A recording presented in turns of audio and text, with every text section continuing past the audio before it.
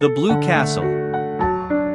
Chapter 22. The next thing the Stirlings heard was that Valancy had been seen with Barney Snaith in a movie theater in Port Lawrence and after it at supper in a Chinese restaurant there. This was quite true, and no one was more surprised at it than Valancy herself.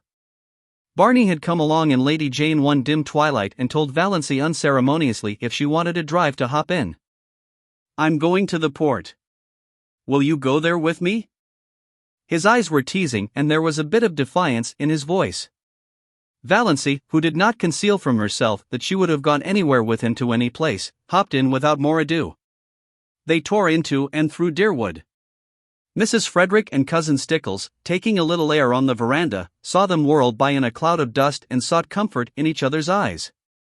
Valancy, who in some dim pre-existence had been afraid of a car, was hatless and her hair was blowing wildly round her face. She would certainly come down with bronchitis and die at Roaring Abel's. She wore a low-necked dress and her arms were bare. That Snaith creature was in his shirt sleeves, smoking a pipe. They were going at the rate of 40 miles an hour, 60, Cousin Stickles averred. Lady Jane could hit the pike when she wanted to. Valancy waved her hand gaily to her relatives. As for Mrs. Frederick, she was wishing she knew how to go into hysterics. "Was it for this," she demanded in hollow tones, "that I suffered the pangs of motherhood?" "I will not believe," said Cousin Stickles solemnly, "that our prayers will not yet be answered." Who will protect that unfortunate girl when I am gone?" moaned Mrs. Frederick. As for Valancy, she was wondering if it could really be only a few weeks since she had sat there with them on that veranda. Hating the rubber plant. Pestered with teasing questions like black flies. Always thinking of appearances. Cowed because of Aunt Wellington's teaspoons and Uncle Benjamin's money. Poverty-stricken. Afraid of everybody. Envying Olive. A slave to moth-eaten traditions. Nothing to hope for or expect. And now every day was a gay adventure.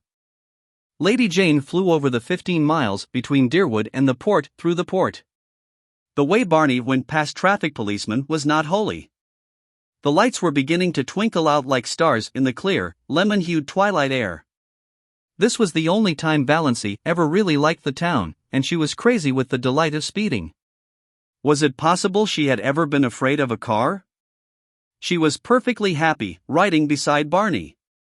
Not that she deluded herself into thinking it had any significance. She knew quite well that Barney had asked her to go on the impulse of the moment, an impulse born of a feeling of pity for her and her starved little dreams. She was looking tired after a wakeful night with a heart attack, followed by a busy day. She had so little fun. He'd give her an outing for once.